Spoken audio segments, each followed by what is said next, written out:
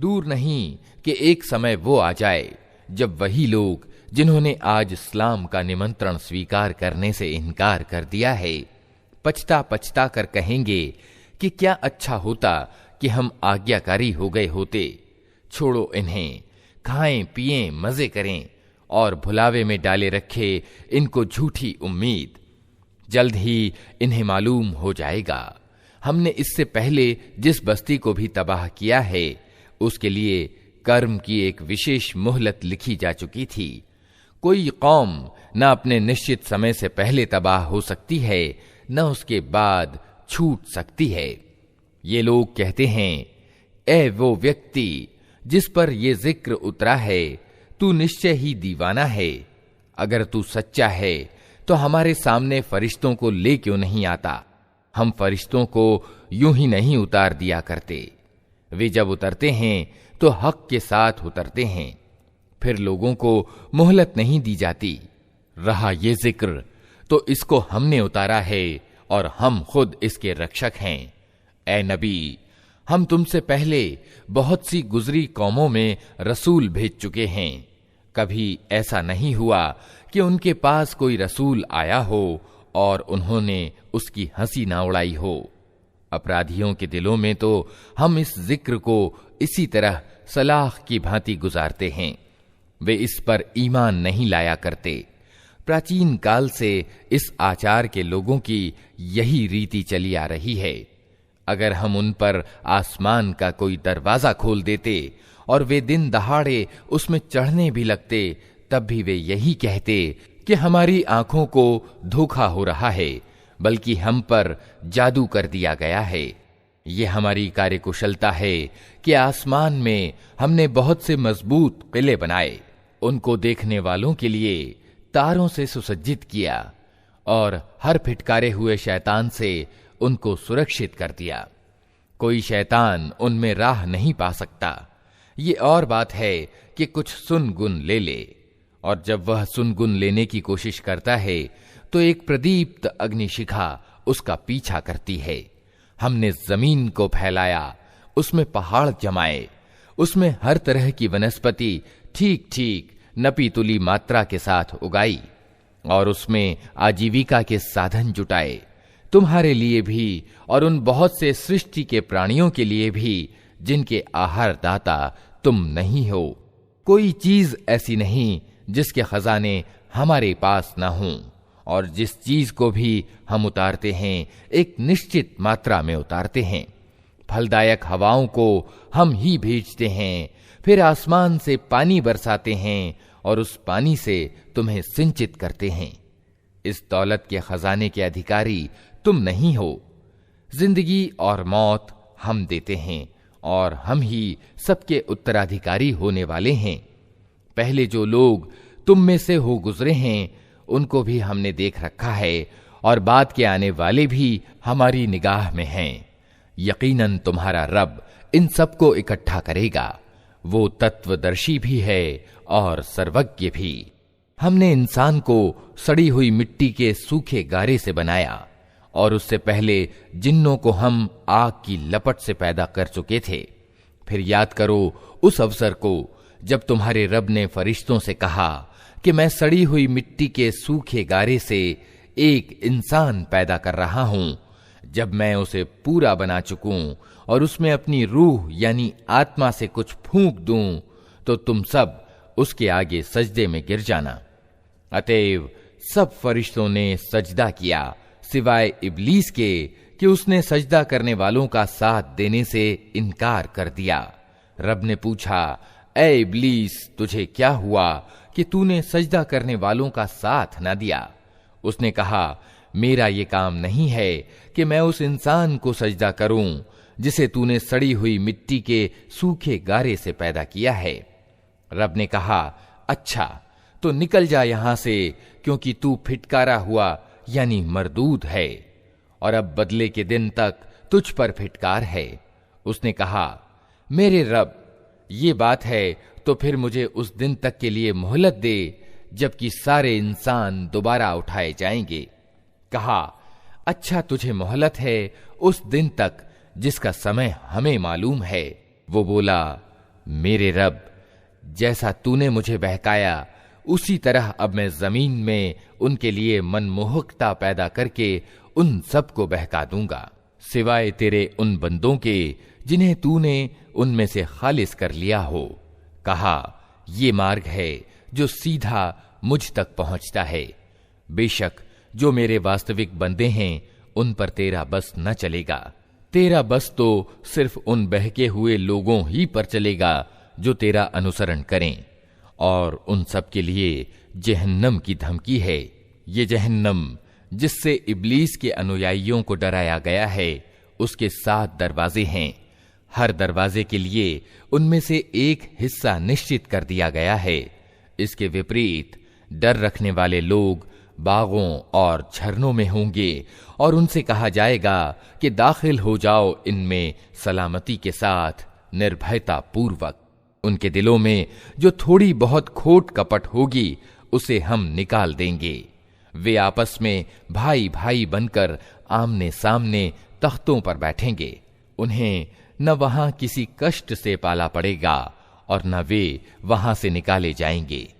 ए नबी, मेरे बंदों को सूचित कर दो कि मैं बहुत माफ करने वाला और दयावान हूं, मगर इसके साथ मेरा अजाब भी बहुत ही दर्दनाक अजाब है। और इन्हें तनिक इब्राहीम के मेहमानों का किस्सा सुनाओ। जब वे आए उसके यहां और कहा, सलाम हो तुम पर, तो उसने कहा, हमें तुमसे डर लगता है। उन्होंने जवाब दिया, डरो नहीं, हम तुम्हें एक ज्ञानी लड़के की खुशखबरी देते हैं। इब्राहीम ने कहा, क्या तुम इस बुढ़ापे में मुझे संतान की खुशखबरी देते हो? तनिक सोचो तो सही, ये कैसी खुशखबरी तुम मुझे दे रहे हो? उन्होंने जवाब दिया, हम तुम्हें सच्ची खुशखबरी दे रहे हैं, तुम निराश न हो। इब्राहीम ने कहा, अपने रब की दयालुता से निराश तो पथभ्रष्ट लोग ही हुआ करते हैं। फिर इब्राहीम ने पूछा, ए अल्लाह के भेजे हुए, वो मुहिम क्या है जिस पर आप लोग पधारे हैं? वे बोले, हम एक अपराधी कौम की ओर भेजे गए हैं। सिर्फ लूत के घर वाले इससे अलग हैं, उन सबको हम बचा लेंगे, सिवाय उसकी बीवी के, जिसके लिए अल्लाह कहता है कि हमने नियत कर दिया है कि वो पीछे रह जाने वालों में सम्मिलित रहेगी। फिर जब ये दूत लूत के यहां पहुंचे तो उसने कहा, आप लोग अजनबी मालूम होते हैं। उन्होंने जवाब दिया, नहीं, बल्कि हम वही चीज लेकर आए हैं जिसके आने में ये लोग संदेह कर रहे थे। हम तुमसे सच कहते हैं कि हम हक के साथ तुम्हारे पास आए हैं। अतः अब तुम कुछ रात रहे अपने घर वालों को लेकर निकल जाओ और खुद उनके पीछे पीछे चलो। तुम में से कोई पलट कर ना देखे, बस सीधे चले जाओ जिधर जाने का तुम्हें हुक्म दिया जा रहा है।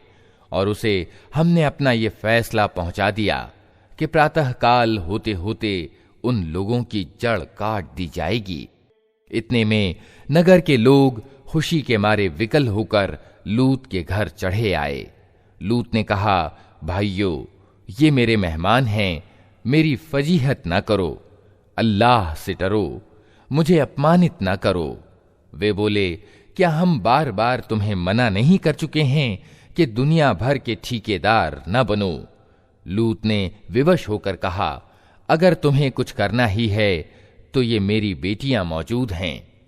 तेरी जान की कसम ए नबी, उस समय उन पर एक नशा सा चढ़ा हुआ था जिसमें वे आपे से बाहर हुए जाते थे।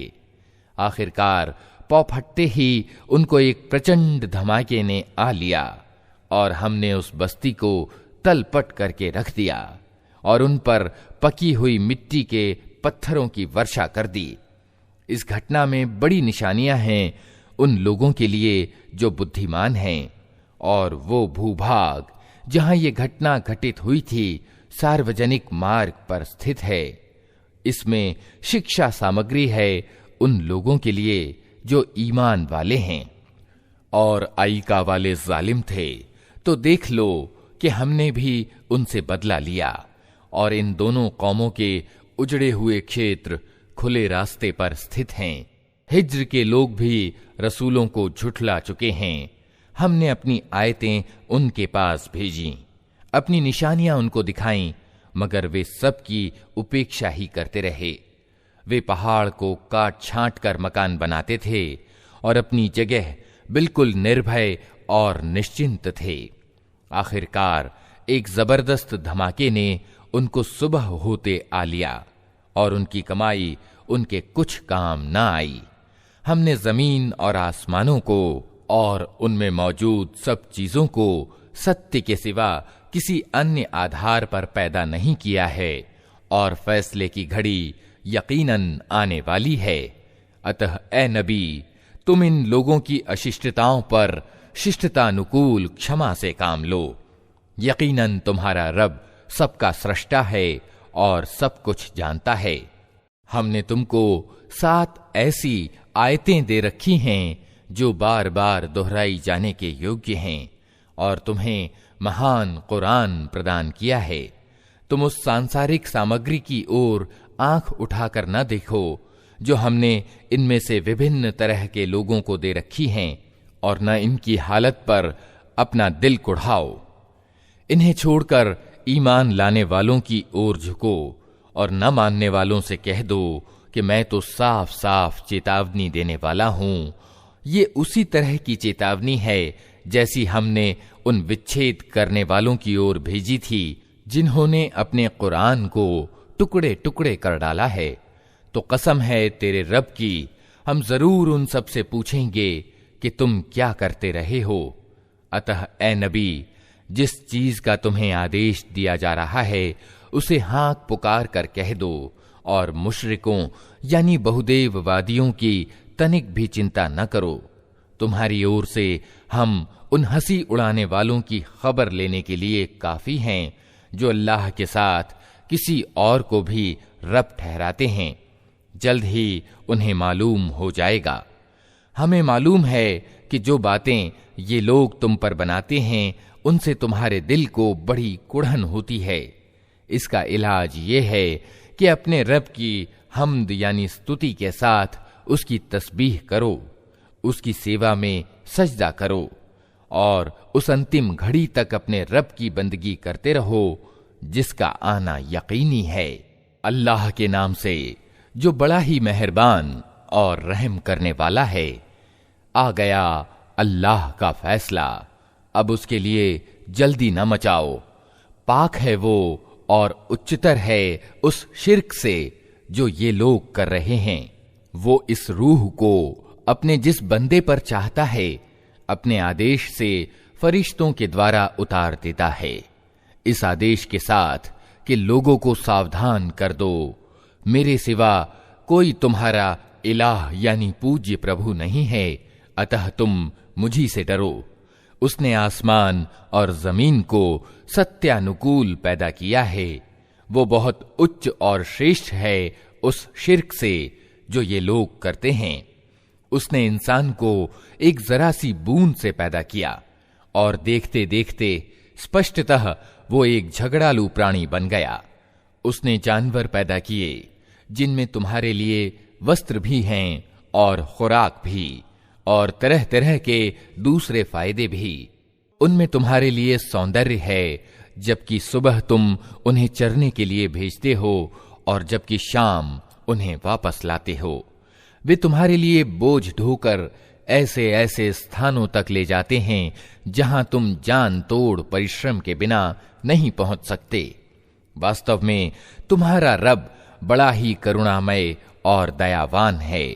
उसने घोड़े और खच्चर और गधे पैदा किए ताकि तुम उन पर सवार हो और वे तुम्हारी जिंदगी की शोभा बने।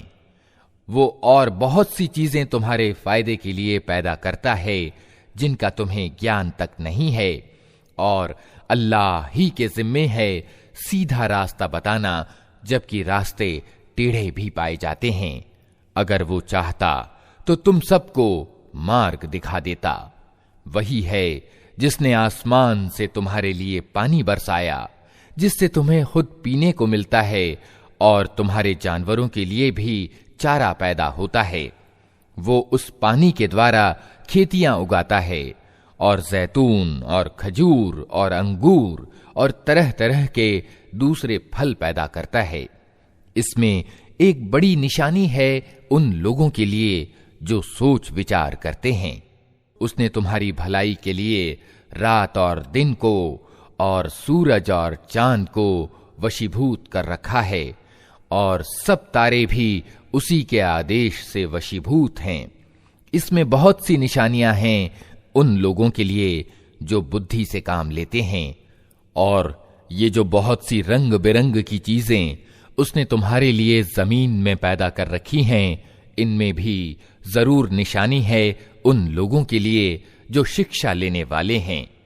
वही है जिसने तुम्हारे लिए समुद्र को वशीभूत कर रखा है, ताकि तुम उससे तरोताजा गोश्त लेकर खाओ, और उससे साज सज्जा की वे चीजें निकालो जिन्हें तुम पहना करते हो।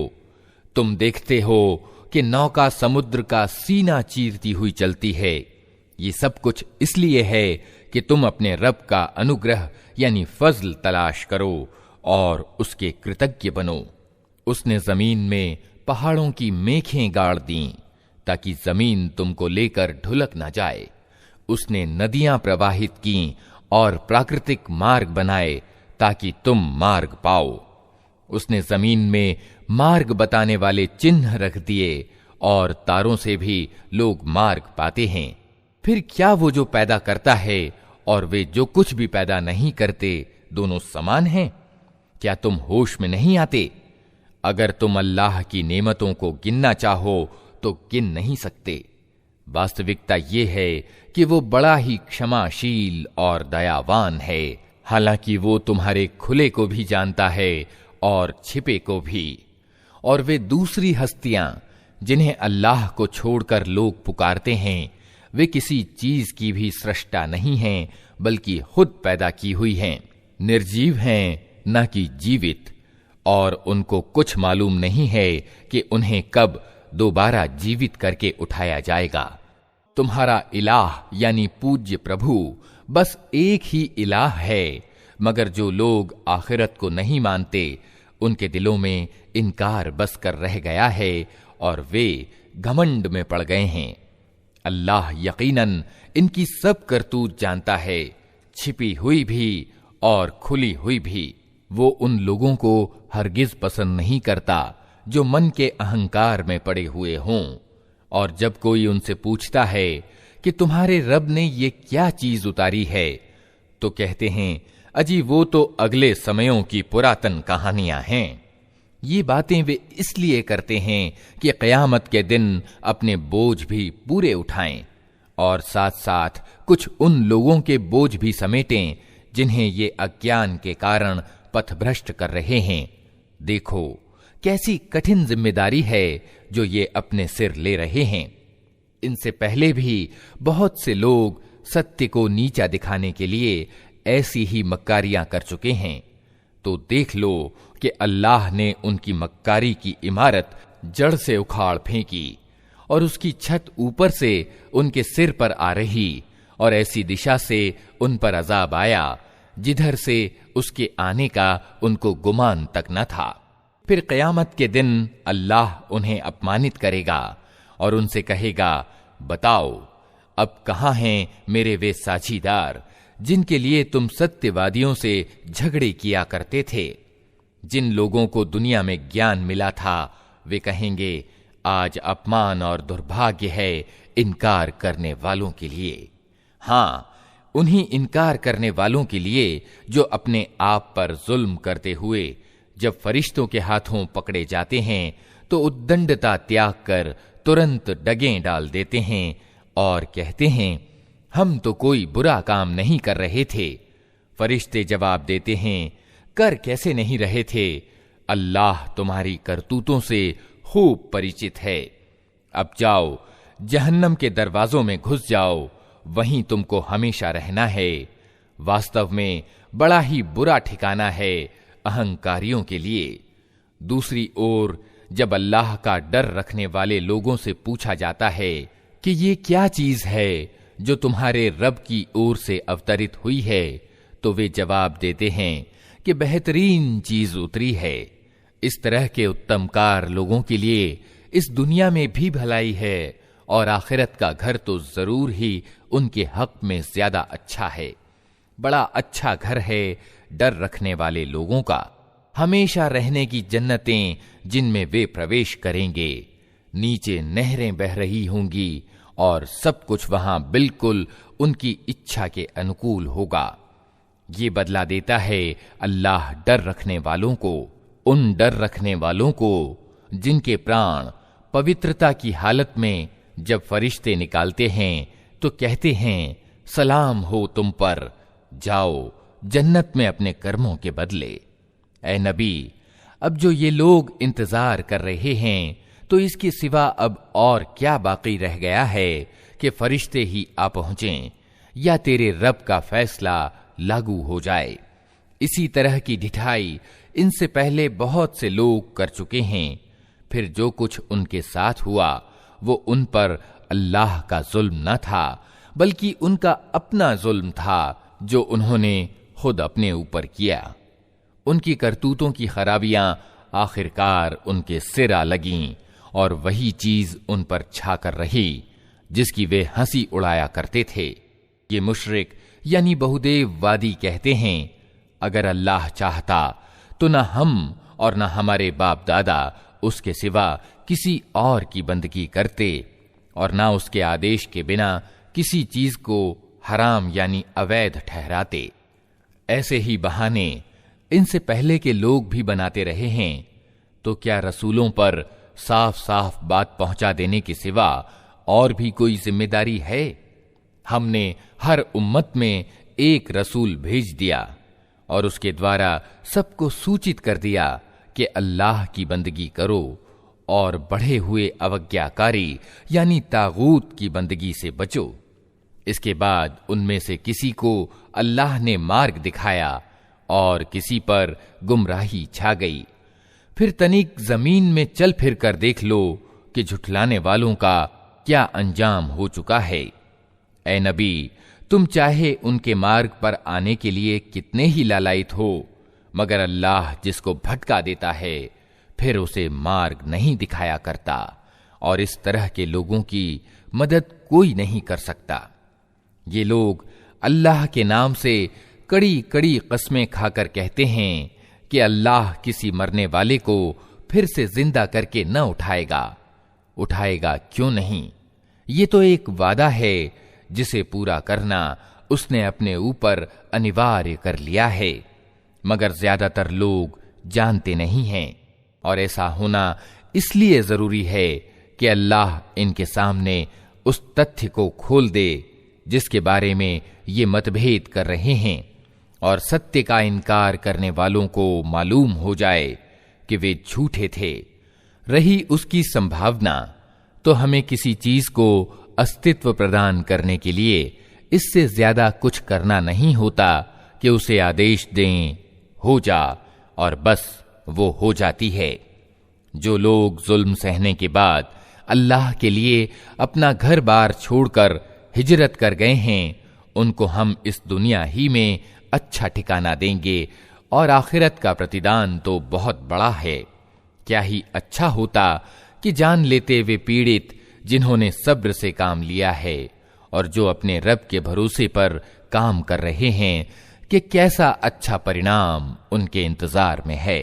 ऐ नबी, हमने तुमसे पहले भी जब कभी रसूल भेजे हैं आदमी ही भेजे हैं जिनकी ओर हम अपने संदेशों की वही यानी प्रकाशना किया करते थे। जिक्र वालों से पूछ लो अगर तुम लोग खुद नहीं जानते। पिछले रसूलों को भी हमने स्पष्ट निशानियां और किताबें देकर भेजा था और अब ये जिक्र तुम पर अवतरित किया है ताकि तुम लोगों के सामने उस शिक्षा की व्याख्या और स्पष्टीकरण करते जाओ जो उनके लिए उतारी गई है और ताकि लोग खुद भी सोच विचार करें। फिर क्या वे लोग जो पैगंबर के संदेश के विरोध में बुरी से बुरी चालें चल रहे हैं इस बात से बिल्कुल ही निश्चिंत हो गए हैं कि अल्लाह उनको जमीन में धंसा दे या ऐसी दिशा से उन पर अजाब ले आए जिधर से उसके आने का उनको गुमान तक ना हो। या अचानक चलते फिरते उनको पकड़ ले, या ऐसी हालत में उन्हें पकड़े जबकि उन्हें खुद आने वाली मुसीबत का खटका लगा हुआ हो और वे उससे बचने की चिंता में चौकन्ने हों। वो जो कुछ भी करना चाहे, ये लोग उसे बेबस करने की शक्ति नहीं रखते। वास्तव में तुम्हारा रब बड़ा ही नम्र स्वभाव का और दयावान है। और क्या ये लोग अल्लाह की पैदा की हुई किसी चीज को भी नहीं देखते कि उसकी छाया किस तरह अल्लाह के सामने सजदा करते हुए दाएं और बाएं गिरती है। सब के सब इस तरह विवशता दिखा रहे हैं। जमीन और आसमानों में जितने भी जीवधारी हैं और जितने फरिश्ते, सब अल्लाह के आगे सजदे में हैं। वे हरगिज सरकशी नहीं करते, अपने रब से जो उनके ऊपर है डरते हैं और जो कुछ आदेश दिया जाता है उसी के अनुसार कार्य करते हैं। अल्लाह का आदेश है कि दो इलाह यानी पूज्य प्रभु न बना लो। इलाह तो बस एक ही है, अतः तुम मुझी से डरो। उसी का है वो सब कुछ जो आसमानों में है और जो कुछ जमीन में है, और विशुद्ध रूप से उसी का धर्म संपूर्ण ब्रह्मांड में चल रहा है। फिर क्या अल्लाह को छोड़कर तुम किसी और का डर रखोगे? तुमको जो सुख सामग्री एवं नेमत प्राप्त है अल्लाह ही की ओर से है। फिर जब कोई कठिन समय तुम पर आता है तो तुम लोग खुद अपनी फरियादें लेकर उसी की तरफ दौड़ते हो, मगर जब अल्लाह उस समय को टाल देता है तो अचानक तुम में से एक गिरोह अपने रब के साथ दूसरों को इस दयालुता के प्रति कृतज्ञता दिखाने में साझीदार बनाने लगता है, ताकि अल्लाह के उपकार के प्रति अकृतज्ञ हो। अच्छा, मजे कर लो, जल्द ही तुम्हें मालूम हो जाएगा।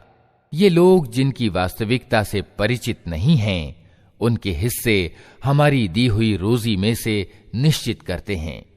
कसम है अल्लाह की, जरूर तुमसे पूछा जाएगा कि ये झूठ तुमने कैसे घड़ लिए थे। ये अल्लाह के लिए बेटियां ठहराते हैं, पाक है अल्लाह और इनके लिए वो जो ये खुद चाहें। जब इनमें से किसी को बेटी के पैदा होने की शुभ सूचना दी जाती है तो उसके चेहरे पर कलौंस छा जाती है और वो बस खून का सा घूंट पीकर रह जाता है।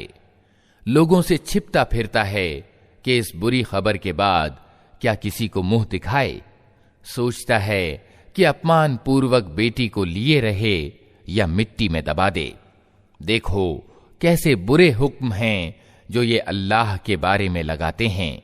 बुरे गुणों से विभूषित किए जाने के योग्य तो वे लोग हैं जो आखिरत का यकीन नहीं रखते। रहा अल्लाह तो उसके लिए सबसे उच्चतर गुण हैं। वही तो है सबसे प्रभुत्वशाली और तत्वदर्शिता में पूर्ण। अगर कहीं अल्लाह लोगों को उनकी ज्यादती पर तुरंत ही पकड़ लिया करता तो जमीन पर किसी जीवधारी को न छोड़ता, लेकिन वो सबको एक निश्चित समय तक मोहलत देता है। फिर जब वो समय आ जाता है तो उससे कोई एक घड़ी भर भी आगे पीछे नहीं हो सकता। आज ये लोग वे चीजें अल्लाह के लिए ठहरा रहे हैं जो खुद अपने लिए इन्हें नापसंद हैं, और झूठ कहती हैं इनकी ज़बानें कि इनके लिए भला ही भला है। इनके लिए तो एक ही चीज है और वो है दोज़ख की आग। जरूर ये सबसे पहले उसमें पहुंचाए जाएंगे। अल्लाह की कसम, ए नबी, तुमसे पहले भी बहुत से समुदायों यानी कौमों में हम रसूल भेज चुके हैं, और पहले भी यही होता रहा है कि शैतान ने उनकी बुरी करतूतें उन्हें मोहक बनाकर दिखाईं और रसूलों की बात उन्होंने कदापि ना मानी। वही शैतान आज इन लोगों का भी अभिवाहक बना हुआ है और ये दर्दनाक सजा के पात्र बन रहे हैं। हमने ये किताब तुम पर इसलिए उतारी है कि तुम उन मतभेदों की वास्तविकता इन पर खोल दो जिनमें ये पड़े हुए हैं। ये किताब मार्गदर्शन और दयालुता बनकर अवतरित हुई है उन लोगों के लिए जो इसे मान लें। तुम हर बरसात में देखते हो कि अल्लाह ने आसमान से पानी बरसाया और अचानक मुर्दा पड़ी हुई जमीन में उसके कारण जान डाल दी। यकीनन इसमें एक निशानी है सुनने वालों के लिए, और तुम्हारे लिए चौपायों में भी एक शिक्षा मौजूद है। उनके पेट से गोबर और खून के बीच से हम एक चीज तुम्हें पिलाते हैं, अर्थात शुद्ध दूध, जो पीने वालों के लिए अत्यंत स्वादिष्ट है। इसी तरह खजूरों के पेड़ों और अंगूरों की बेलों से भी हम एक चीज तुम्हें पिलाते हैं, जिसे तुम मादक यानी नशीली भी बना लेते हो और पाक रोजी भी। यकीनन इसमें एक निशानी है बुद्धि से काम लेने वालों के लिए। और देखो, तुम्हारे रब ने मधुमक्खी पर इस बात की प्रकाशना यानी वही कर दी कि पहाड़ों में और पेड़ों में और टट्टियों पर चढ़ाई हुई बेलों में अपने छत्ते बना और हर तरह के फलों का रस चूस और अपने रब की समतल की हुई राहों पर चलती रह। उस मक्खी के भीतर से रंग बिरंग का एक शरबत निकलता है, जिसमें शिफा यानी आरोग्य है लोगों के लिए। यकीनन इसमें भी एक निशानी है उन लोगों के लिए जो सोच विचार करते हैं। और देखो, अल्लाह ने तुमको पैदा किया, फिर वो तुमको मौत देता है, और तुम में से कोई निकृष्टतम आयु को पहुंचा दिया जाता है, ताकि सब कुछ जानने के बाद फिर कुछ ना जाने। सच ये है कि अल्लाह ही ज्ञान में भी पूर्ण है और सामर्थ्य में भी। और देखो, अल्लाह ने तुम में से कुछ को कुछ के मुकाबले में रोजी में आगे रखा है। फिर जिन लोगों को इस प्रकार आगे रखा है, वे ऐसे नहीं हैं कि अपनी रोजी अपने गुलामों की ओर फेर दिया करते हों, ताकि दोनों इस रोजी में बराबर के हिस्सेदार बन जाएं। तो क्या अल्लाह ही का उपकार स्वीकार करने से इन लोगों को इनकार है? और वो अल्लाह ही है जिसने तुम्हारे लिए तुम्हारी सहजाती पत्नियां बनाई, और उसी ने उन पत्नियों से तुम्हें बेटे पोते प्रदान किए और अच्छी अच्छी चीजें तुम्हें खाने को दीं।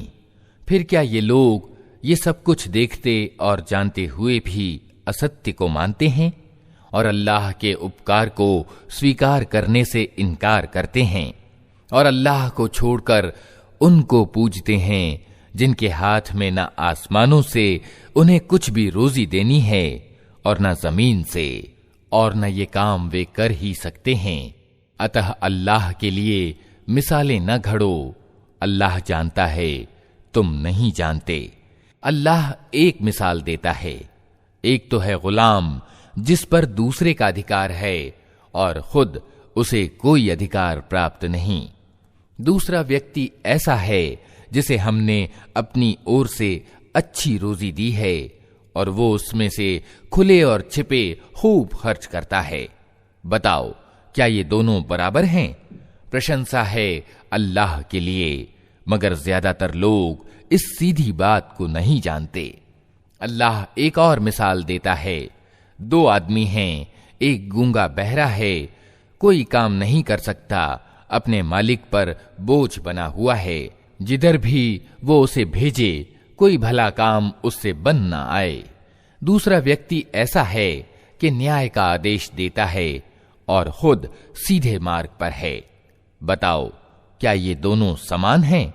और जमीन और आसमान के छिपे तथ्यों का ज्ञान तो अल्लाह ही को है, और कयामत के लागू होने का मामला कुछ देर न लेगा, मगर बस उतनी कि जिसमें आदमी की पलक झपक जाए, बल्कि उससे भी कुछ कम। वास्तविकता यह है कि अल्लाह सब कुछ कर सकता है। अल्लाह ने तुमको तुम्हारी माओं के पेटों से निकाला, इस हालत में कि तुम कुछ न जानते थे। उसने तुम्हें कान दिए, आंखें दी और सोचने वाले दिल दिए, इसलिए कि तुम कृतज्ञ बनो। क्या इन लोगों ने कभी पक्षियों को नहीं देखा कि आसमानी फिजा में किस प्रकार वशीभूत हैं? अल्लाह के सिवा किसने इनको थाम रखा है। इसमें बहुत निशानियां हैं उन लोगों के लिए जो ईमान लाते हैं। अल्लाह ने तुम्हारे लिए तुम्हारे घरों को ठहरने की जगह बनाया। उसने जानवरों की खालों से तुम्हारे लिए ऐसे घर पैदा किए जिन्हें तुम यात्रा और ठहरने दोनों हालतों में हल्का पाते हो। उसने जानवरों के ऊन और बालों से तुम्हारे लिए पहनने और बरतने की बहुत सी चीजें पैदा कर दी, जो जिंदगी की निश्चित अवधि तक तुम्हारे काम आती हैं। उसने अपनी पैदा की हुई बहुत सी चीजों से तुम्हारे लिए छायों का प्रबंध किया। पहाड़ों में तुम्हारे लिए पनाह गाहें बनाई और तुम्हें ऐसे वस्त्र दिए जो तुम्हें गर्मी से बचाते हैं, और कुछ दूसरे वस्त्र जो आपस के युद्ध में तुम्हारी रक्षा करते हैं। इस तरह वो तुम पर अपनी नेमतों यानी कृपा दानों को पूरा करता है, शायद कि तुम आज्ञाकारी बनो। अब अगर ये लोग मुंह मोड़ते हैं तो ए नबी, तुम पर स्पष्ट रूप से सत्य संदेश पहुंचा देने के सिवा और कोई जिम्मेदारी नहीं है। ये अल्लाह के कृपा दान को पहचानते हैं, फिर उसका इनकार करते हैं, और इनमें ज्यादातर लोग ऐसे हैं जो सत्य को मानने के लिए तैयार नहीं हैं। इन्हें कुछ होश भी है कि उस दिन क्या बनेगी, जबकि हम हर उम्मत में से एक गवाह खड़ा करेंगे। फिर अधर्मियों को न तर्क प्रस्तुत करने का अवसर दिया जाएगा, न उनसे तौबा और माफी ही की मांग की जाएगी। जालिम लोग जब एक बार अजाब देख लेंगे तो उसके बाद न उनके अजाब में कोई कमी की जाएगी और न उन्हें एक क्षण भर मोहलत दी जाएगी। और जब वे लोग जिन्होंने दुनिया में साझी ठहराया था अपने ठहराए हुए साझीदारों को देखेंगे तो कहेंगे, ऐ पालनहार, यही हैं हमारे वे साझीदार जिन्हें हम तुझे छोड़कर पुकारा करते थे। इस पर उनके वे इष्ट पूज्य उन्हें साफ जवाब देंगे कि तुम झूठे हो। उस समय ये सब अल्लाह के आगे झुक जाएंगे और उनके वे सारे झूठ जो ये दुनिया में खड़ा करते थे रफू चक्कर हो जाएंगे। जिन लोगों ने खुद इनकार का मार्ग अपनाया और दूसरों को अल्लाह के मार्ग से रोका, उन्हें हम अजाब पर अजाब देंगे उस बिगाड़ के बदले में जो वे दुनिया में पैदा करते रहे। ऐ नबी, इन्हें उस दिन से सावधान कर दो जबकि हम हर उम्मत में खुद उसी के अंदर से एक गवाह उठा खड़ा करेंगे जो उसके मुकाबले में गवाही देगा, और इन लोगों के मुकाबले में गवाही देने के लिए हम तुम्हें लाएंगे। और ये इसी गवाही की तैयारी है कि हमने ये किताब तुम पर अवतरित कर दी है, जो हर चीज को साफ साफ स्पष्ट करने वाली है और मार्गदर्शन एवं दयालुता और शुभ सूचना है उन लोगों के लिए जो आज्ञाकारी हो गए हैं। अल्लाह न्याय और भलाई और नातेदारों के हक अदा करने का आदेश देता है और बुराई और अश्लीलता और जुल्म व ज्यादती से रोकता है। वो तुम्हें नसीहत करता है ताकि तुम शिक्षा लो। अल्लाह की प्रतिज्ञा पूरी करो जबकि तुमने उससे कोई प्रतिज्ञा की हो, और अपनी कस्में पक्की करने के बाद तोड़ न डालो जबकि तुम अल्लाह को अपने ऊपर गवाह बना चुके हो। अल्लाह तुम्हारे सब कर्मों को जानता है। तुम्हारी हालत उस औरत जैसी न हो जाए जिसने अपनी ही मेहनत से सूत काटा और फिर खुद ही उसे टुकड़े टुकड़े कर डाला। तुम अपनी कस्मों को आपस के मामलों में छल कपट का साधन बनाते हो ताकि एक कौम दूसरी कौम से बढ़कर लाभ प्राप्त करे। हालांकि बात यह है कि अल्लाह इस प्रतिज्ञा के द्वारा तुमको परीक्षा में डालता है, और जरूर वो क़यामत के दिन तुम्हारे सभी विभेदों की वास्तविकता तुम पर स्पष्ट कर देगा। अगर अल्लाह की इच्छा ये होती कि तुम में कोई मतभेद न हो तो वो तुम सबको एक ही उम्मत बना देता, मगर वो जिसे चाहता है गुमराही में डालता है और जिसे चाहता है सीधा मार्ग दिखा देता है, और जरूर तुमसे तुम्हारे कर्मों के बारे में पूछा जाएगा। और ए मुसलमानों, तुम अपनी कस्मों को आपस में एक दूसरे को धोखा देने का साधन न बना लेना। कहीं ऐसा न हो कि कोई कदम जमने के बाद उखड़ जाए और तुम इस अपराध के बदले में कि तुमने लोगों को अल्लाह के मार्ग से रोका, बुरा नतीजा देखो और सजा भुगतो। अल्लाह की प्रतिज्ञा को थोड़े से लाभ के बदले में बेच न डालो।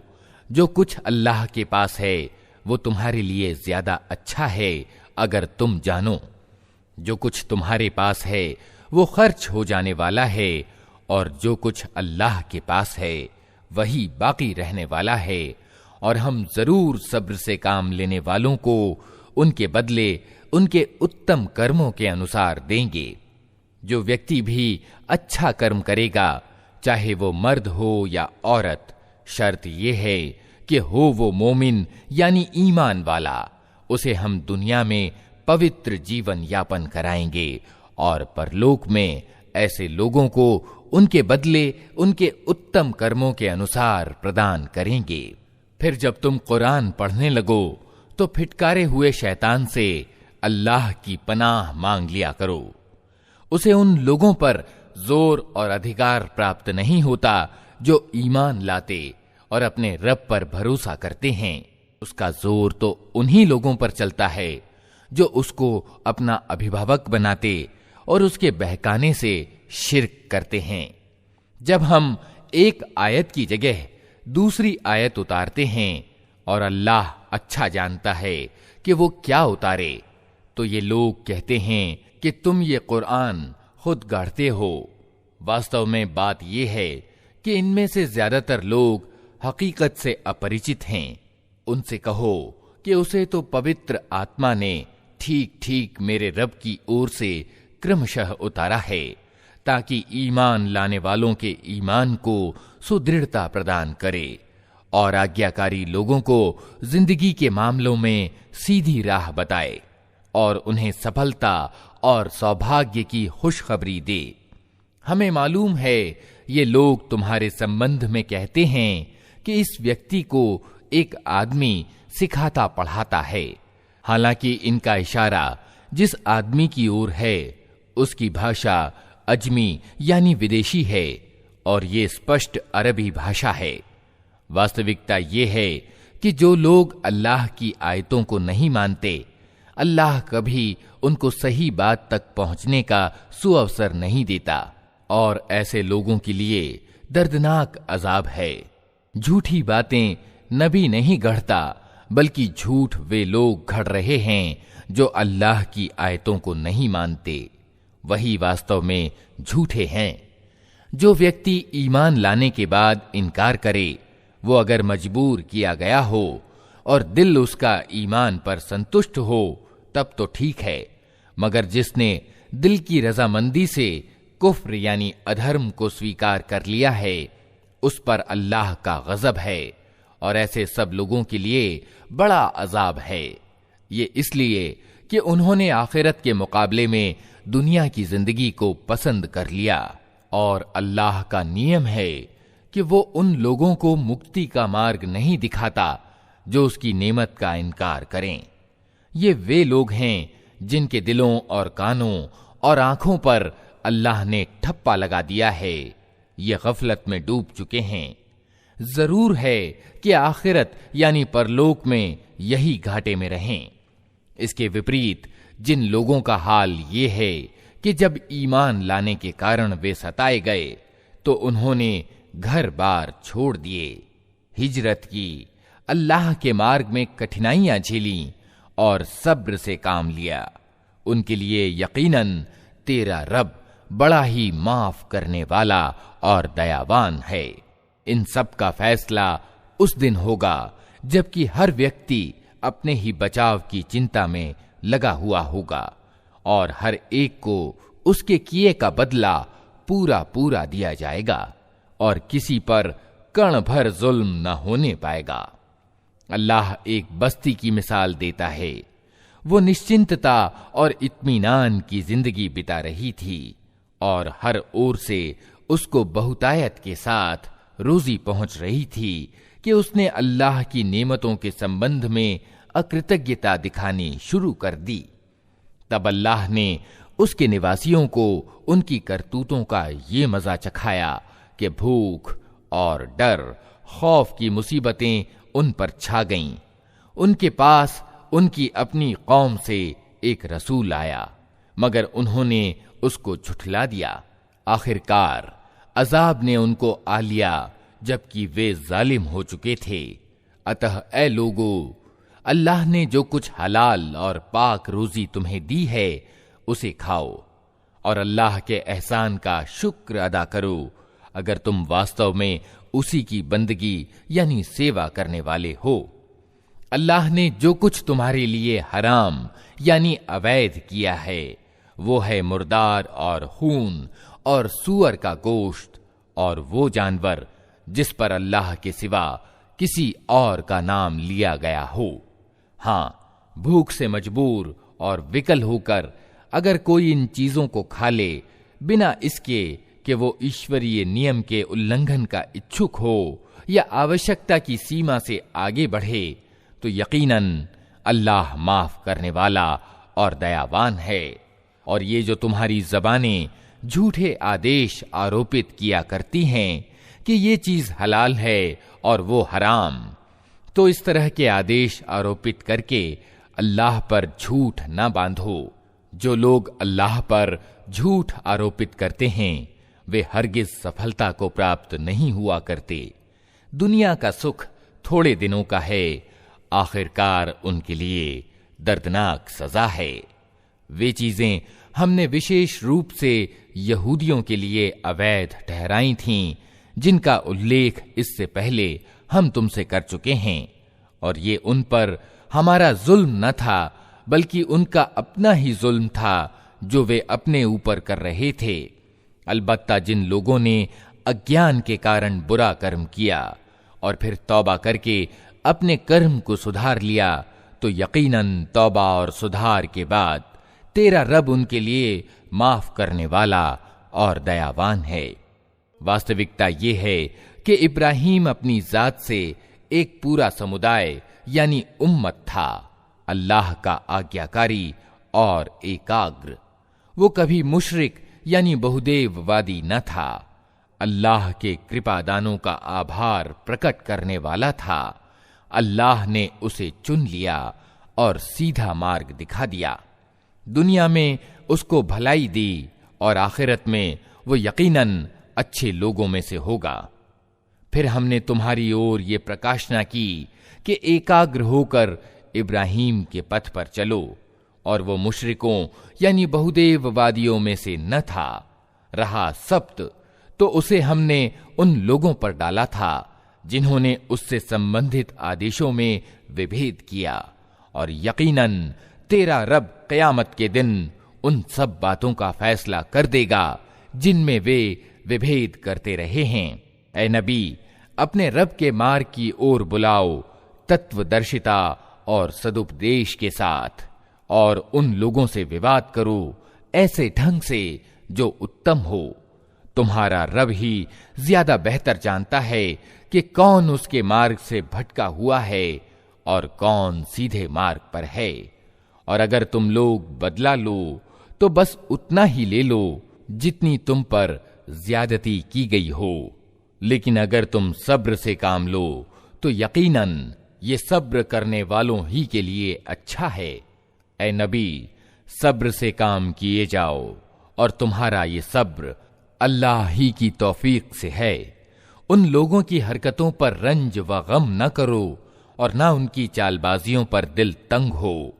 अल्लाह उन लोगों के साथ है जो डर रखते हैं और उत्तमकार हैं।